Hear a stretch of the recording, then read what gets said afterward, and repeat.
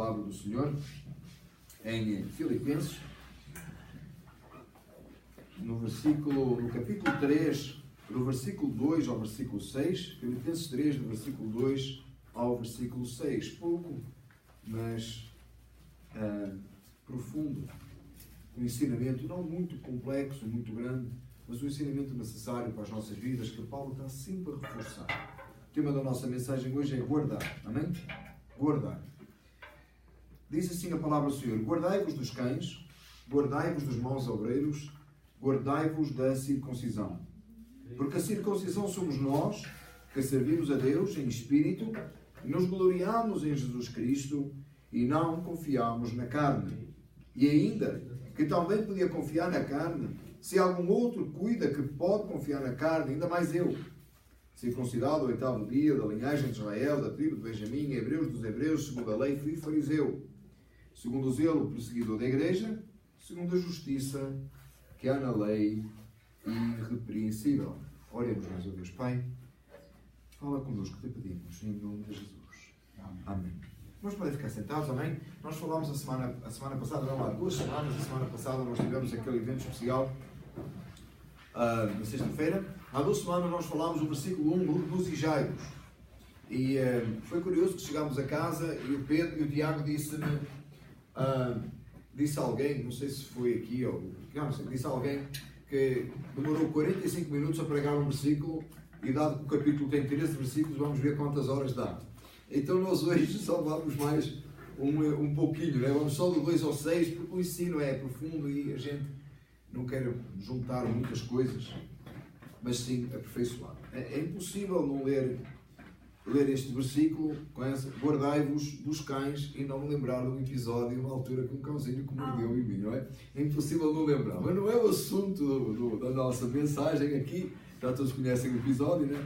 Não é o assunto da nossa mensagem aqui. No versículo 2, a palavra do Senhor diz assim: guardai-vos dos cães, guardai-vos dos maus obreiros, guardai-vos da circuncisão. Eu ri muito, irmãos, quando eu estava a fazer a mensagem. Não é que eu não conhecia o versículo, mas da minha cabeça veio a memória daquele cãozinho, sei lá, a correr, a agarrar na minha calça, né? E apertar lá.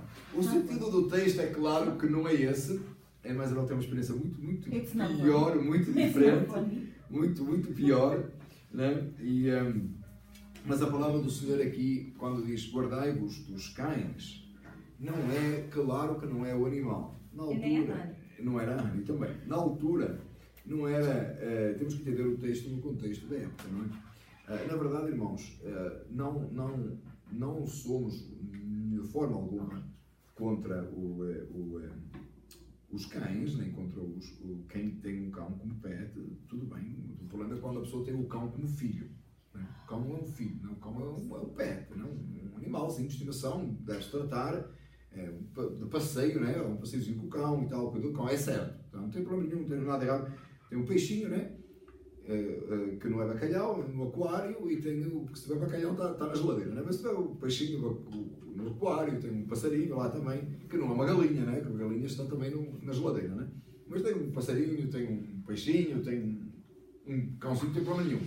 O assunto aqui, quando a palavra do Senhor diz guardai-vos dos cães, é aquele sentido que nós podemos conhecer, ou talvez pelo menos nós já vimos, talvez a gente não presencia isso, não é o cachorro de passeio, mas é aquele sentido daqueles que vêm para destruir. Aquela ideia de que chega um grupo de cães e desfola, rasga, né? Aquele instinto natural dos cães, né? Que nós conhecemos hoje, nos dias de hoje, por roer sapatos, né? Você deixa o sapato, eu já estou essa história, nem todos os cães fazem isso, mas roe os sapatos, né?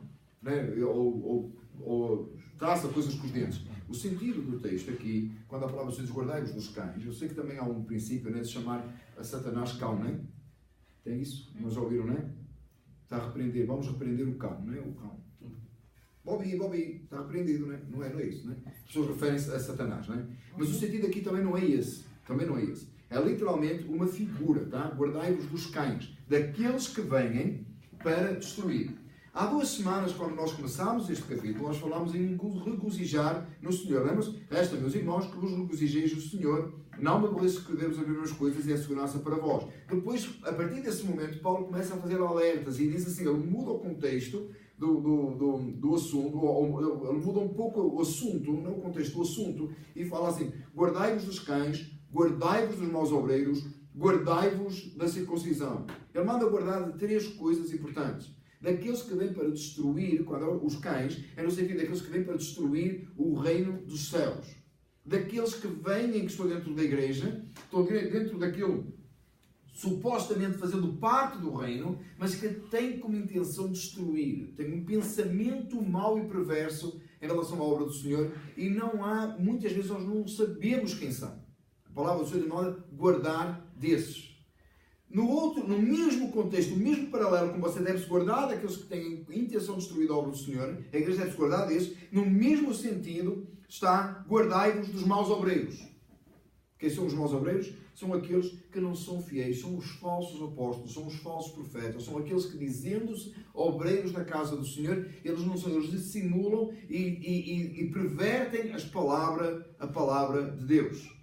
É por isso, irmãos, que nós precisamos tanto de conhecer a palavra de Deus, que é a única maneira que nós sabemos quem são os maus obreiros, quem são aqueles dos quais nos temos que guardar. Como é que nós sabemos quando alguém quer destruir a obra do Senhor? Bom, à partida, se toda a gente tomasse uma ação física direta, era fácil, não é? Quando você ouve uma falsa doutrina, você ouve...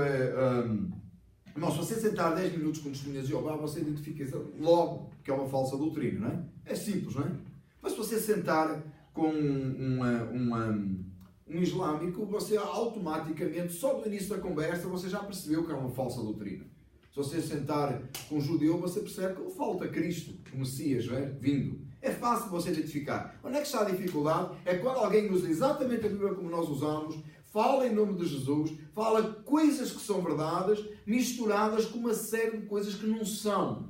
Que você fica na dúvida, é um falso profeta, ou é alguém que está enganado, é alguém que não sabe bem, ou é alguém que de repente tem uma perspectiva numa área diferente da nossa. E estes pontos aqui não são tão claros no mundo evangélico.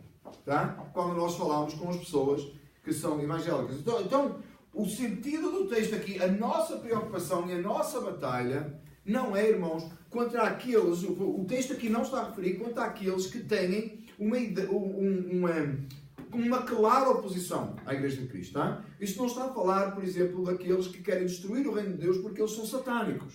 Eles adoram a Satanás, o que os cães. Não será algo assim tão direto. Isso é fácil de identificar. É lógico, irmão, que se chega alguém a saber que é satanista, ele vai querer destruir a igreja onde você está. Ele vai se levantar contra.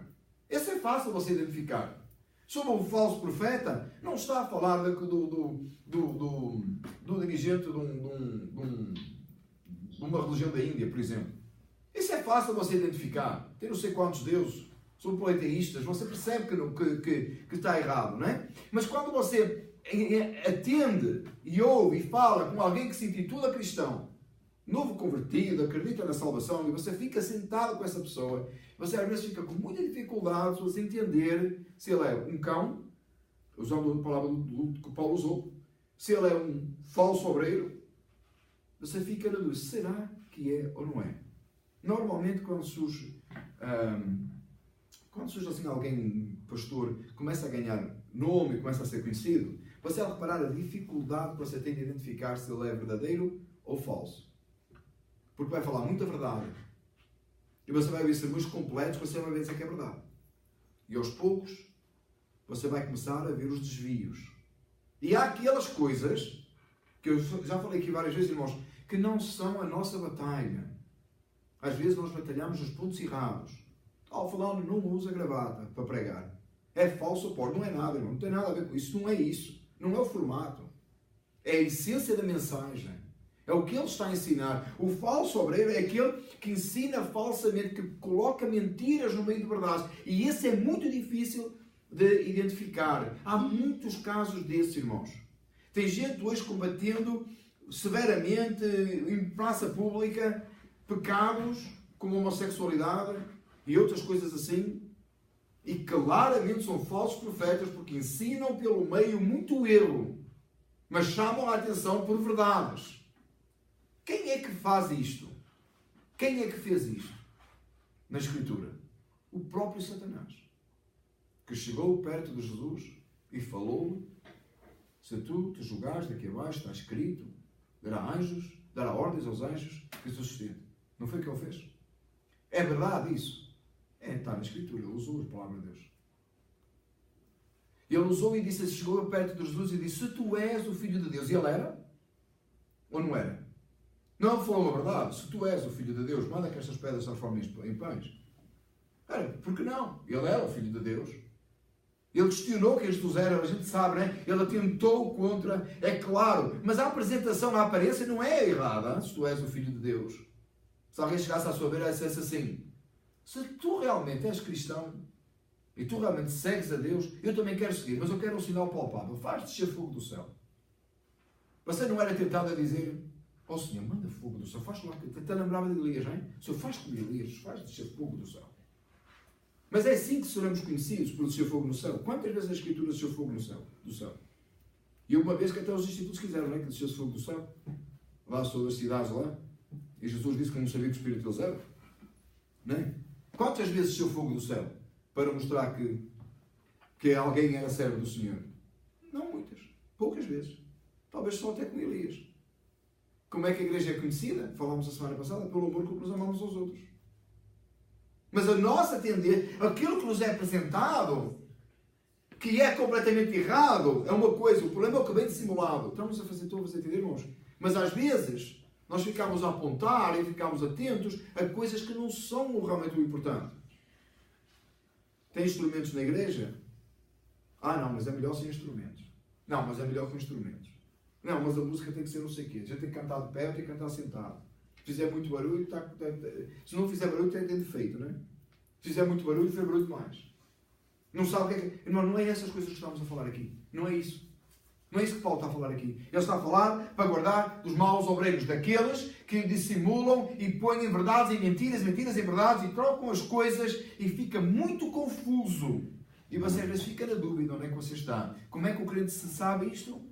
Pelo estudo sistemático, contínuo da palavra de Deus, em oração, pedindo a Deus discernimento de espírito, para que saiba o que é e o que não é. É a mesma coisa com os cães. Aqueles que vêm para destruir a obra do Senhor. Se alguém se traz aqui dentro com uma arma, como aconteceu hoje, não é, irmãos? Irmãos viram, não é? Lamentavelmente, não foi numa igreja, foi 2 mesquitas. Vocês viram, não é? Lamentável, não é? Lamentável. 49 mortos. 49 mortos. Lamentável. Lamentável. Nova Zelândia, lamentável, em 2 mesquitas. Já foi onde? A cidade chama. Esqueci outra vez. Christchurch. Vocês têm uma ideia. Igreja de Cristo. Lamentavelmente. Mas se alguém traz aqui hoje com uma arma, você percebia que era um cão. Você identificaria como um cão pelo texto bíblico, usando o termo do texto bíblico, tá? Eu já falei que não tem nada contra os pets, tá? Não tem nada contra os pets. É o texto bíblico que eu estou a falar, tá? Você identificaria como um cão, claro.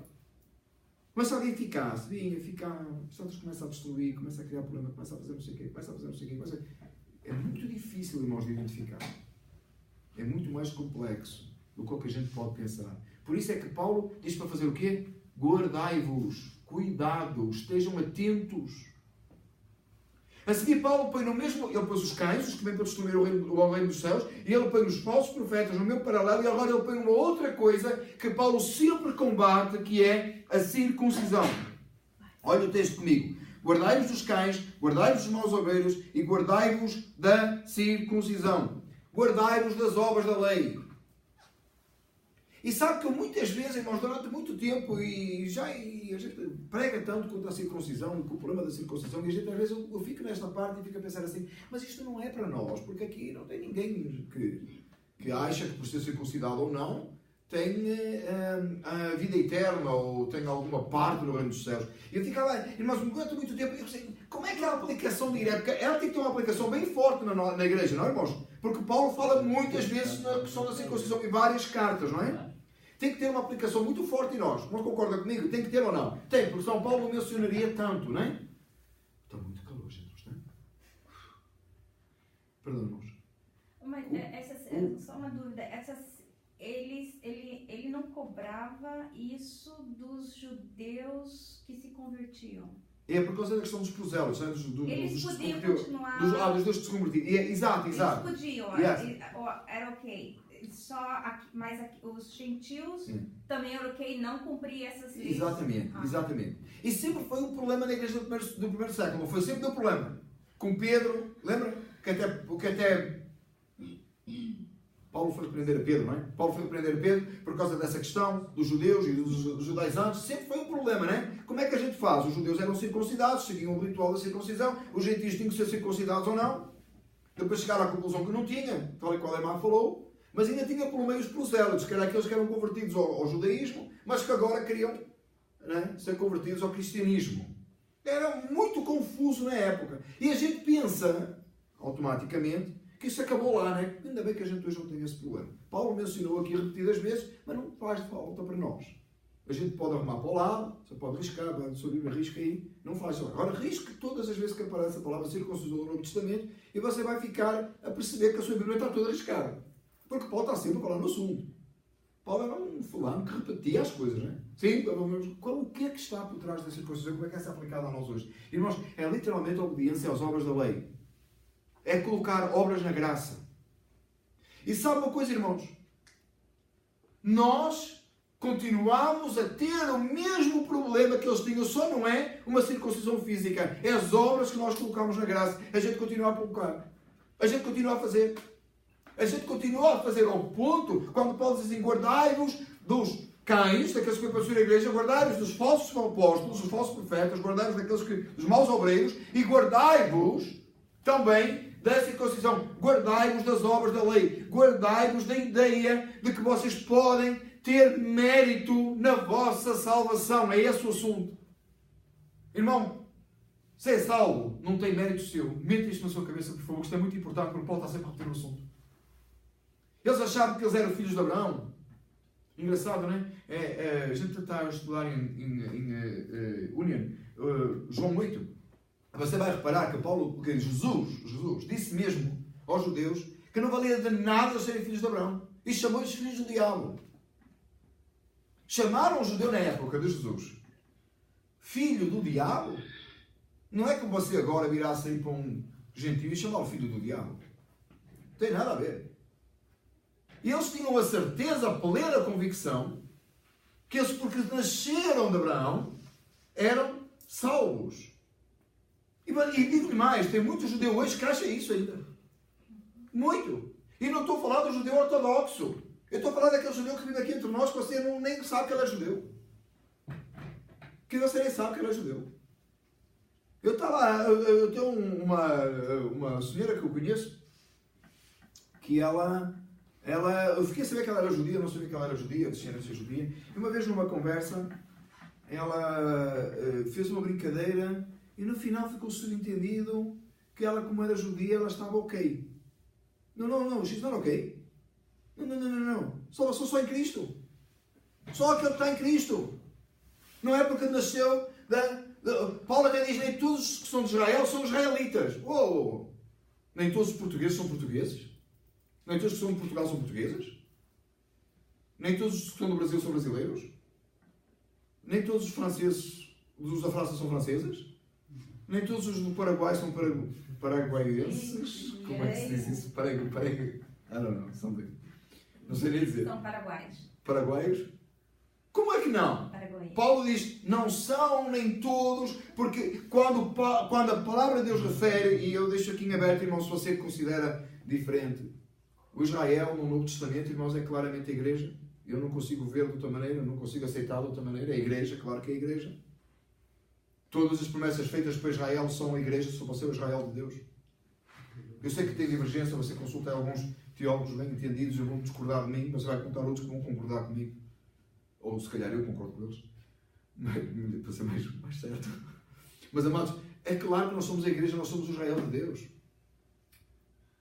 E daqui não tem nenhum da descendência de Abraão, só a irmã Sandra. Excluindo a irmã Sandra, o resto não tem ninguém da descendência de Abraão que eu saiba. Não. Se calhar a gente tem. A irmã Sandra, então o Juliano também. Da tribo de Israel. Também sou. É por afinidade. Se a gente fizer, né? Se você quiser, você pode fazer a sua, ancestors.com.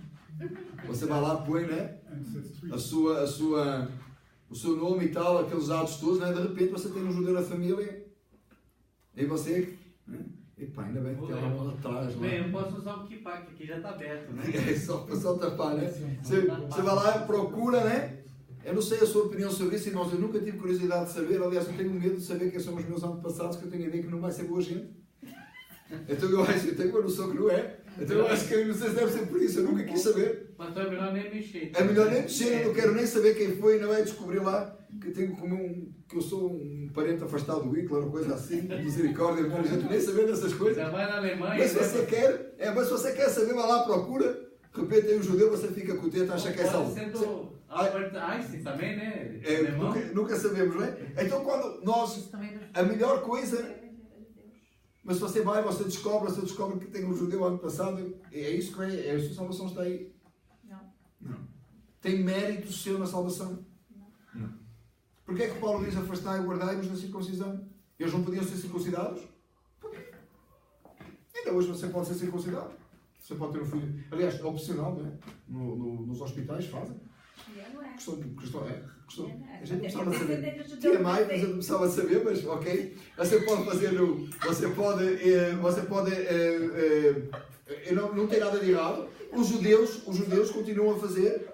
Eu acredito que aqueles salvos, judeus salvos, possivelmente continuam a fazer. A questão não é que. Porque é que Paulo fala tanto da circuncisão? É por causa das obras da lei.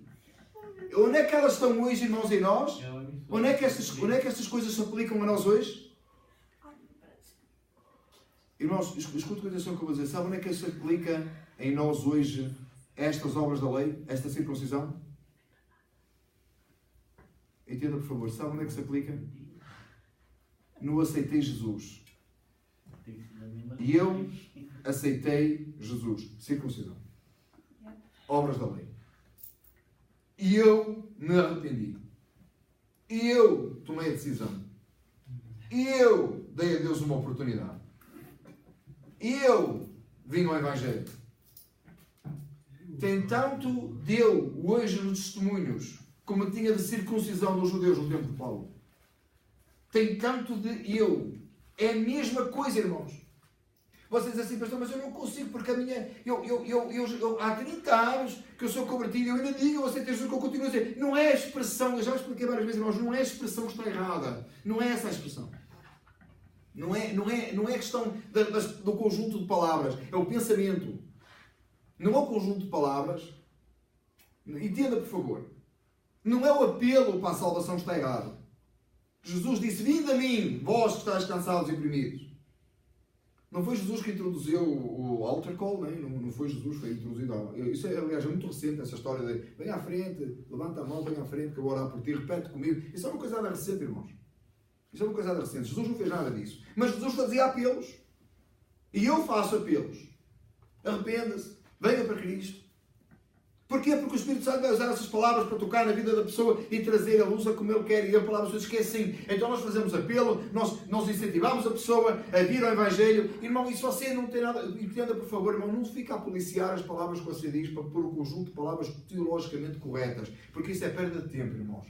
A minha preocupação não é essa. Não é ter uma igreja toda a dizer salvação é by grace alone, in Christ alone, by faith alone.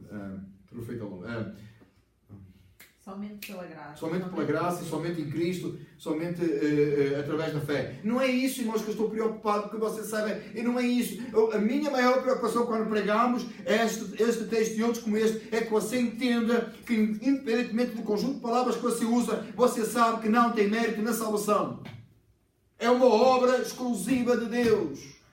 Eu não estou preocupado que você saiba a terminologia teológica da obra exclusiva de Deus. Eu estou preocupado que você tenha um pleno conhecimento, um entendimento de que a obra da salvação que aconteceu na sua vida foi uma ação exclusiva de Deus, operada por Ele somente, da qual você não tem parte, para que a glória seja só do Senhor e não sua. Nem do pregador que pregou a palavra, nem daquele que lhe ensina, nem do pastor da igreja, nem do presbítero, nem do diácono, nem nenhum dos que aqui está. Nem do chão que você fez ontem. Nada. Mas é somente por Cristo. Para que a glória seja exclusiva dele, para que ele seja verdadeiramente o Senhor da igreja e nós possamos exaltar e glorificar o nome dele eternamente. E nunca tenha um resto de eu e nós. Porque a glória é dele, é somente por ele e é para ele. Amados, quando as doutrinas da graça começaram a fazer luz na minha mente, a minha oração mudou para nunca mais voltar a ser a mesma. A minha adoração mudou. O meu relacionamento com Deus mudou. Porque eu comecei a perceber que eu sou tão miserável que eu não fui capaz nem de dizer sim a Deus. Foi Ele que me fez dizer sim. E isso é que é novo nascimento. Porque isso que Jesus disse a Nicodemos, necessário vos é nascer de novo. Como é que eu nasço de novo? Posso estar no ventre da minha mãe voltar a nascer? E ele respondeu, és tu mestre de Israel e não sabes estas coisas. Ele não disse assim, olha, tadinho mestre, mas ele não entendeu, vou-te explicar. Não é isso, Jesus. És tu mestre em Israel? Que mestre és tu em Israel? Supostamente no original não é um mestre, é o. Ele seria o mestre, alguém muito valioso. E não sabia isto. Foi necessário Nicodemos nascer de novo. E a gente vê depois, segundo o relato bíblico, que Nicodemos realmente nasceu de novo. Porque ele começou a tomar posições até a favor de Jesus diante lá dos principais dos judeus saduceus, não é? Mas isso seria a outra mensagem que está lá em João. A gente já estudou isto em União. Eu gosto muito do Evangelho de João, irmãos. O Evangelho de João que nós estamos a fazer em União. Estamos aí bem devagar, já não sei há quantos meses estamos, se calhar um ano. Ainda só estamos... 8? É, estamos no 8. Mas, irmãos, tem sido de grande profundidade. Eu tenho sido muito abençoado. Ainda que eu esteja lá, ainda que eu estivesse só a pregar para mim, cada vez que eu saio de lá, eu estou enriquecido. Porque o Evangelho de João é muito profundo e fala muito, Jesus falou muitas vezes estas coisas. Porque a gente acha que isto foi uma coisa inventada, né? Lá o Joãozinho, lá o francês não tinha que fazer, né? E escreveu os Institutos da Religião Cristã e escreveu umas coisadas assim. Isto não é doutrina de Calvino, irmãos. Estou a falar, eu estou a pregar Calvino. Foi Paulo que escreveu isto. Mas também não foi Paulo que começou isto. Foi Deus, no seu eterno propósito. Jesus ensinou isto. Mas não foi Jesus também que inventou isto. Isto veio lá do eterno propósito de Deus. Jesus como Deus, sim. Porque quando o homem caiu, não tinha mais opção. A corrupção, a perversão é total. Então quando alguém é salvo pela graça, ele adora e glorifica a Deus de uma forma profunda. Outra vez, irmãos, eu não estou preocupado com a terminologia teológica que você usa. Eu estou preocupado com você entender estas coisas para que a sua adoração, o seu louvor sejam perfeitos diante de Deus. Para que você possa glorificar e viver a dimensão do Espírito que precisamos viver. Porque senão andamos a meio gás. Sabemos uma coisa, mas não sabemos a outra. Andamos com tudo a meio. Hoje a Igreja de Cristo Jesus, eu acredito que tem muita gente salva que caminha a meio gás, percebeu metade da coisa e não acha que tem parte da salvação, não consegue, uma adoração não é perfeita. Uma vez estava a falar com uma pessoa que acredita na salvação participativa, acredita na circuncisão, por mais que a Bíblia diga que não é para ter, mas ele deixa que ele deu um passo e Jesus deu outro, não é? Então Jesus deu um, ele deu outro, e depois encontraram-se no meio, não é? Aquela coisa que a gente, não é? Você telefona para alguém, onde estás? Na rua está, peraí, eu vou ter contigo, peraí, eu já vou, então a gente encontra no meio da rua, não é? A gente acha que a salvação é assim. Você deu uma caminhada, Jesus deu outra, aí vocês encontraram-se no meio. Ainda bem que nenhum desviou o caminho, não é só não consigo encontrar. A pessoa até diz assim, no dia que eu encontrei Jesus, que Jesus estava perdido, não é? Que bom que encontrei Jesus. Onde está Jesus? Estou na rua tal, espera aí que eu vou ter contigo. Não sais daí, senão vamos perder. Amados, tem juízo na cabeça, como diz hoje. Espera, perguntar aqui, tem juízo na cabeça? Você estava perdido, irmão, você estava sem solução, foi Jesus que te encontrou. Foi Ele que te salvou. Foi Ele que nos tirou do lamaçal do pecado e da morte. E não teve participação nossa. Eu tentei explicar a essa pessoa, como eu estava a falar do meio caminho, eu expliquei, a vida mudou, a minha adoração mudou, a minha forma de entender mudou. E a pessoa não conseguiu entender ainda. Ainda assim não conseguiu entender. Amados, é tão simples o que a Escritura diz. Guardai-vos da circuncisão, guardai-vos das obras da lei. Você assim, pastor, então quer dizer, então não tenho que fazer mais nada. Fico quieto no meu canto e eu estou salvo, pronto. Não, mas eu não falei que crescimento cristão é assim. Nós ouvimos na terça-feira uma mensagem sobre crescimento de vida cristã, não foi coisa. E nós percebemos que não é assim. O crescimento cristão você vai ter aquilo que você entender que vai ter. Entendem? Por favor, entendem isto. Deus quer dar o Espírito Santo sem medida. Ele quer dar, fazer de si um cristão, um próspero, valente, vitorioso. Ele quer fazer de si um Paulo, um Pedro, qualquer um deles lá. Isso depende da sua aplicação, depende do que você está disposto a dobrar os joelhos, depende do que você está disposto a buscar a Deus, depende do que você está disposto a afastar do mundo, depende do que você está disposto a santificar. Mas salvação não. Salvação não. A salvação é um ato soberano de Deus. A vida cristã, a santidade, o buscar a Deus é outra coisa. Mas alguns dizem assim, mas também é pela graça, porque se Deus não fizer a gente não consegue. É verdade. Mas Ele promete dar àqueles que buscarem. Buscar-me eis e me achareis se buscares todo o coração. Mas como é que você pode buscar se você não tem o coração voltado para Deus? Mas assim que Ele dá, por outras palavras, que Ele salva, você já pode. Você pode buscar a Deus? Pode. Então busque. Então busque. Seja um crente melhor. Seja usado por Deus. Seja cheio do Espírito Santo. Está à mão de qualquer um. Não é uma elite. Não é uns filhos de Deus que Ele tem preferidos. É buscar a Deus. Salvação é pela graça. A santificação também é um ato da graça. Mas a santificação não tem a participação humana. Você está aqui, você pode pegar nesta palavra e pode embrulhar e pode jogar fora, ou você pode ir para casa buscar Deus. Num certo sentido, tem uma liberdade. É claro que o Espírito Santo nos incomoda. Talvez a primeira oração é essa: Senhor, incomoda-me, faz com que a tua palavra me incomode. Mexe com a minha estrutura. Faz qualquer coisa em mim. Toca-me pela tua palavra. Às vezes é por isso simplesmente: Senhor, tem misericórdia de mim porque eu não consigo. Tem misericórdia de mim porque eu não consigo. Guardai-vos dos cães, guardai-vos dos maus obreiros e guardai-vos da circuncisão. Guarde-se do pensamento maligno de que você teve alguma coisa a ver com a salvação da sua alma. Não roube a glória a Deus, irmão. Não brinque com Deus. Não brinque com Deus. A glória absoluta de Deus. Regra para se guardar, versículo 4 a 6. Ainda que também podia confiar na carne, se algum outro cuida que pode confiar na carne, ainda mais eu, circuncidado ao oitavo dia, da linhagem de Israel, da tribo de Benjamim, fui hebreu de hebreus, segundo a lei fui fariseu, segundo o zelo perseguidor da igreja, segundo a justiça que há. Eu passei à frente, irmãos. Versículo 3. Perdão. Regra de ouro para se guardar. Perdão. Passei à frente. Porque a circuncisão somos nós, que servimos a Deus em espírito, e nos gloriamos em Jesus Cristo, e não confiamos na carne. Qual é a regra para se guardar dos maus obreiros, dos cães, mas principalmente da circuncisão? Qual é a regra? Servir a Deus em espírito. Gloriar somente em Cristo Jesus. Não confiar na carne.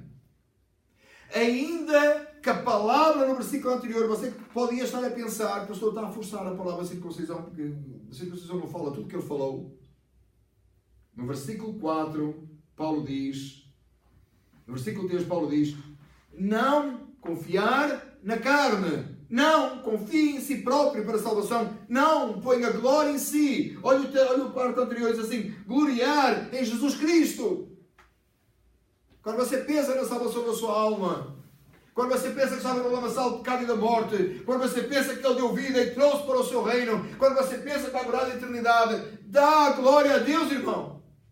Glorifica Cristo Jesus. Não foi você que fez.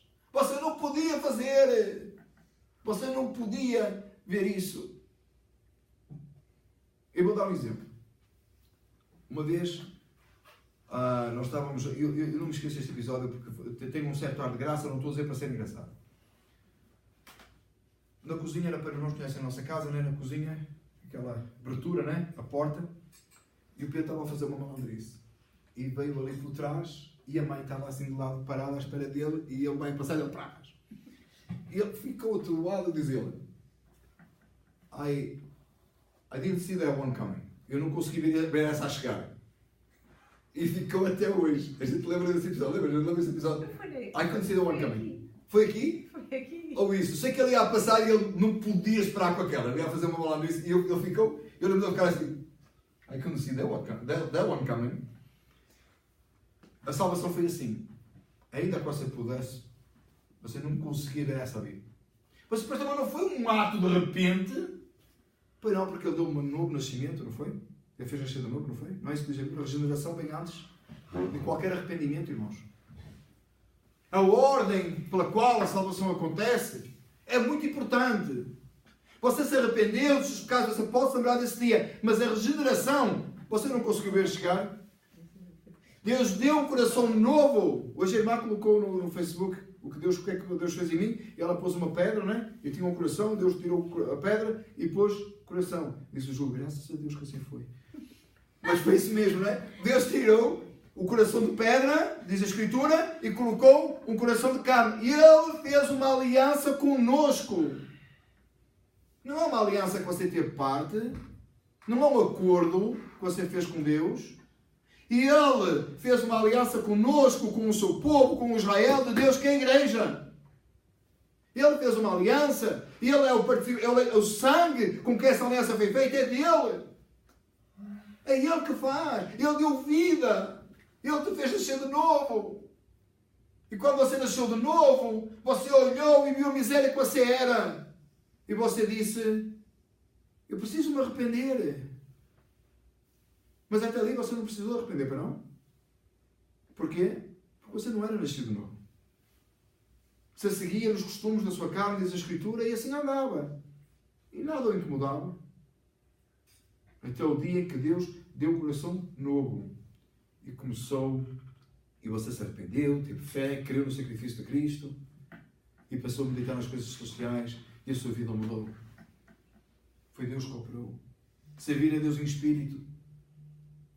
Ora, se o seu espírito estava morto, se você estava morto em dores e pecados, como é que podia servir a Deus em espírito? Mas hoje pode servir a Deus em espírito? Pode? Pode. A verdadeira circuncisão é servir a Deus em espírito, é gloriar em Jesus Cristo e é não confiar na carne. Irmão, tome nota destas coisas e aplique na sua vida a cada dia. Nunca se glorie na carne, glorifique a Deus e sirva a Deus em espírito. Senhor, a Ti a glória, a Ti o louvor, a Ti adoro, a Ti sirvo e a nenhum outro mais me curvarei. Exemplo de Paulo nisto, vamos caminhar um pouco mais rápido. Versículo 4 a 6, era isso que eu estava a ler há pouco. Ainda que também podia confiar na carne, se algum outro cuida que pode confiar na carne, e ainda mais eu, circuncidado ao oitavo dia, da linhagem de Israel, da tribo de Benjamim, hebreus de hebreus, segundo a lei fui fariseu, segundo o zelo perseguidor da igreja, segundo a justiça que é na lei irrepreensível. Paulo diz, se alguém tinha condições para se gloriar, então seria eu. Cumpri todos os rituais. Se fosse católico, tinha feito a comunhão solene, a crisma, a confirmação, sei lá, todas essas coisas. Fala da primeira comunhão. A primeira comunhão. Graças a Deus que eu não sei essas coisas. Misericórdia para os irmãos que sabem. Comunhão solene, crisma e prego. Nossa. Eu fazia isto toda, fiz todas. E Paulo diz, eu cumpri todos os rituais da lei, mas eu não fui salvo por nenhum deles. Ele também não diz que não é importante fazer. Ele só diz que não foi salvo por eles. Ele não diz que não tinha que fazer, ele diz que não era salvo por eles. Respondendo à questão anterior, guardai-vos da circuncisão. As obras que nós praticamos, elas são um testemunho vivo daquilo que anteriormente aconteceu em nós, daquilo que Deus fez na nossa vida. A Ele seja a glória e o louvor para todo sempre. Amado, guarde-se dos cães, guarde-se dos maus obreiros, guarde-se das obras da lei. Não se glorie na sua salvação. Dê glória àquele que o salvou. Dê glória àquele que o salvou. Oremos ao Senhor. Pai, no nome eterno de Cristo Jesus, Senhor nosso, nós vimos diante de Ti despidos, desprovidos de nós mesmos ou de qualquer mérito. Não há em nós razão alguma, Senhor, que possamos apresentar diante de Ti e acharmos que por essa causa somos salvos. Mas tem sido a Tua misericórdia, o Teu favor, a Tua bondade, a Tua justiça que tem trabalhado nas nossas vidas, Pai. Senhor, Senhor nosso, quão admirável é o Teu nome sobre toda a terra. Te pedimos, ó Deus, que nos guies sobre todas as coisas, em todas as circunstâncias e em todos os lugares, para que possamos glorificar o Teu nome e bendizer-Te para todo sempre.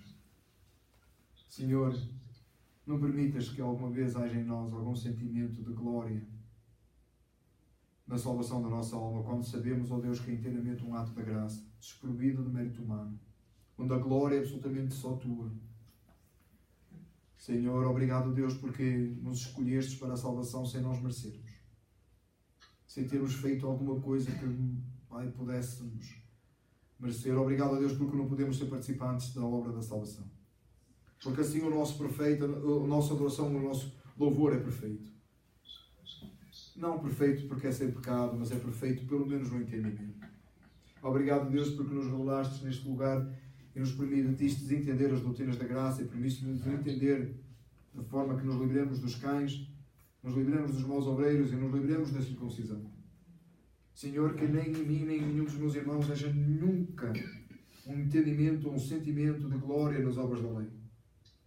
Não viemos a Ti, ó Pai, Tu nos trouxestes, Deus. Não caminhamos meio caminho.